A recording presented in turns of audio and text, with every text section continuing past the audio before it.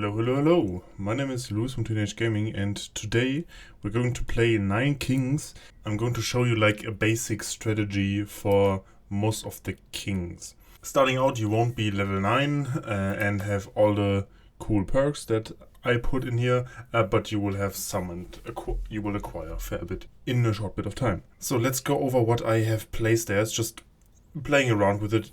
I'm sure there are more optimal builds, but this is how I put it. We start with a farm card. We get 3 rerolls. Our towers deal 10% more damage. Our scout towers shoot 3 arrows, or 3 additional. This just makes it so that these 4 apply once more. Then with castle boulders have 10% attack area twice, or 20% more attack area from our castle, which is really nice. This makes it so that the sentinel gets 1 more arrow. Then archers have 20% range. And then we have 2 slots and 1 royal decree option and double the blessing effects. So fairly standard. We're going to play on knight. On fairly low difficulty. I would say the King of Nothing is more of it's a lot more unit forward, I would say.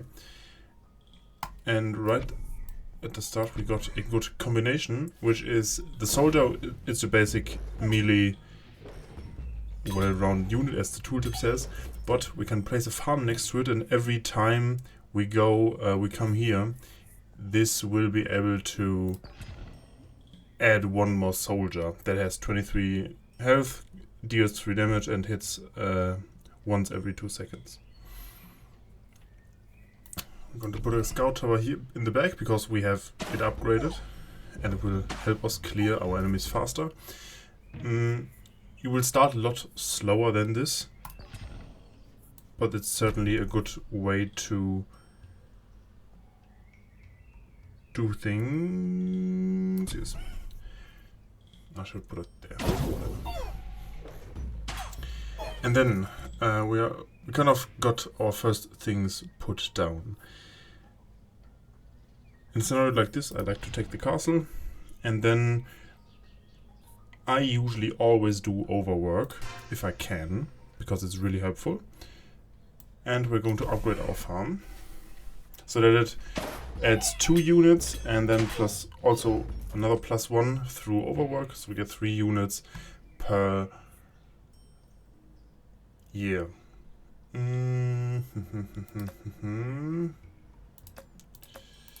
Yes, let's take the ballista. Let's give our soldiers a little bit of ranged company. I mean, this difficulty level is fairly easy if you've played a little bit. So you could essentially build anything and get away with like a win. So I'm going to just show you like the ways of the King of Nothing. He has probably should have went over the buildings, but the most interesting cards are the blacksmith, for example, which we are going to put. We don't have the King of Greed. We're going to put it in the middle. The King of Greed is the yellow king, and he has a building called a beacon, and that adds 2 attack speed every year to our units. And that has the potential to give a lot of damage to our units. So if you find him, we can take him. We'll put this one right here. So the usual angle for the King of Nothing is just pair the blacksmith and the farm with some good units, maybe give them a couple of enchantments, and then you're good to go.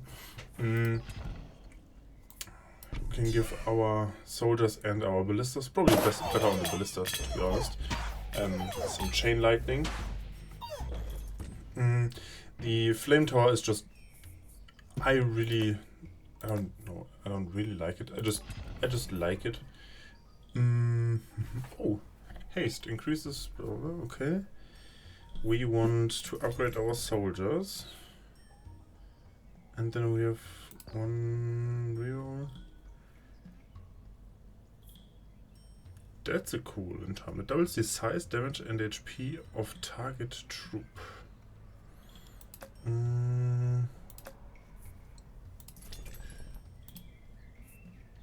Let's put that on our ballistas. And upgrade that. Earthworks just gives us back the card and unlocks the 2 adjacent plots. Oh, now we want the beacon, please. No. No. The beacon, please. Which we are going to put right here. It increases the tower's attack and the ballistas. The ballistas have a very, very low attack rate. And it's obvious to kind of make them attack a lot more. We can pick up a quarry to upgrade all our towers damage, which would be our scout tower, our castle, and the flame tower. I chose the plot in the back because we have a chance of getting another earthworks, and then we can just get more plots this way. Perfect, another beacon. Ideally, you put the beacon if you want a lot of attack speed. You can put, this also affects the castle, so you can put it near the castle and do like, put the castle here, which I failed to do. More damage. All towers have a 20% crit chance.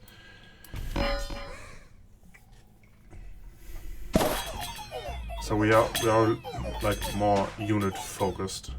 We have some towers in the back to help, but mostly it's the tower, the units that with heavy lifting. Fully upgraded beacon is good.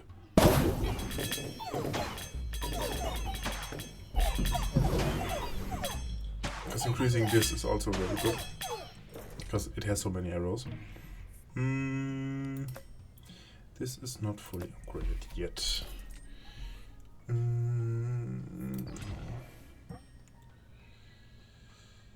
Oh, I should have. I failed to do my blessing. The blessing is of prosperity. It gives you. It multiplies the amount of money you have by 9 if it's lower than 30. And we could have made like 120 out of our 40 if I just rerolled once. Give the quarry. Yeah, quarry is good. More damage on the towers, more damage on the car. That means castle, flame tower, and scout tower. And then all our units get damage up from this blacksmith as well. Also more units from the farm. You get the idea.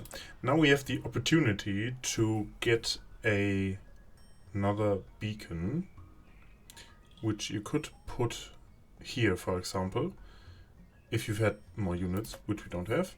So we're going to reroll and take the vault. It just gives us money every round.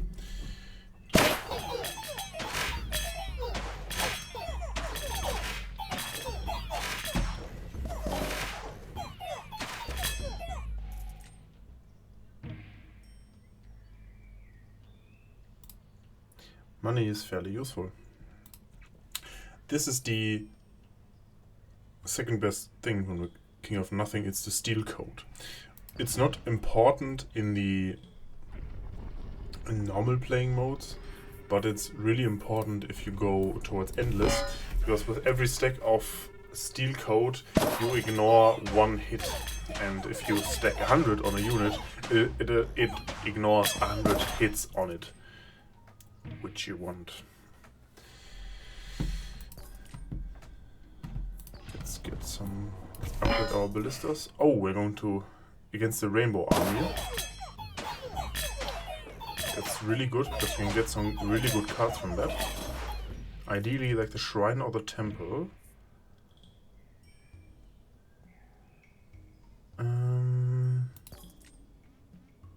No.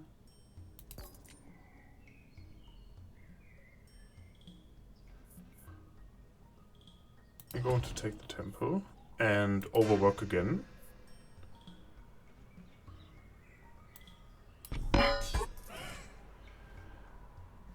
And now upgrades just does the 10% upgrade 3 times, which is really good. Because essentially all of our units need their stats upgraded. It doesn't really matter what stat it is. So more is always better in that regard.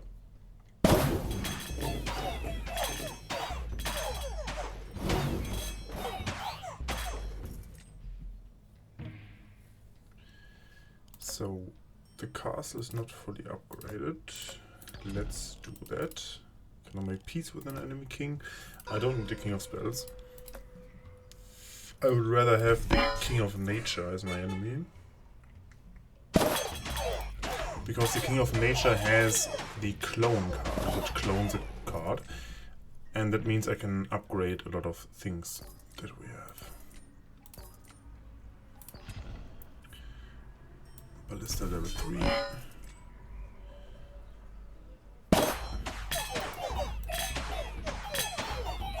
And getting your troops to level 3 is a good idea. Smith is still level 1, so we will get that and nothing else because we don't have 45 gold, sadly. So that.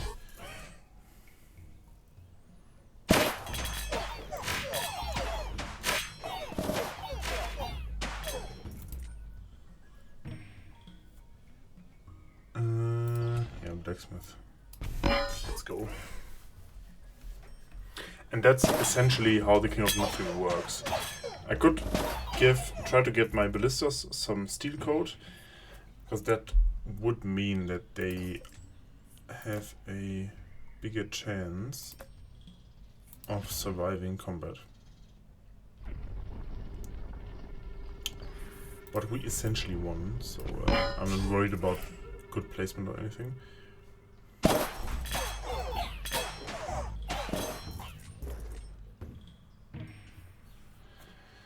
And to be honest, this difficulty is not that super hard, so you should be able to kind of breeze through the first difficulties, but take your time, read the cards, and if you want me to make like special videos about certain cards, I could. Let's get steel coat. Can we get something cool? Make us the attack. Or we do more crit. Ah, crit. 2 hits ignored. No, 1. Where did I put the other one? Whatever.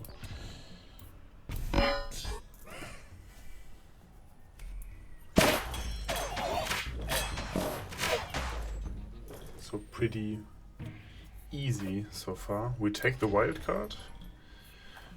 We want combustion and another wild card. So we can give this, get this to level 3 and get more upgrades.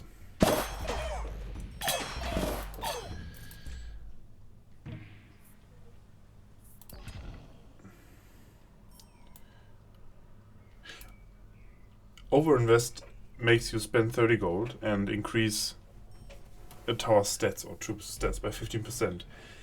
Make sure you have 30 gold before you use it. It wouldn't be the first time I put it on a unit only to discover, oh, it deducted 4 gold, so it increased the stats by 2%. And that's really annoying. So let's see how hard it will be to beat the King of Stone and his army. Beat the final assault. Really hard. So that was my King Spotlight for the King of Nothing on Knight. Hey, level 10. Protector perk. Let's see what the Protector perk does. Troop stuff, 1 steel coat. That's a really good enchantment perk thingy. I'll see you with the King of Spells.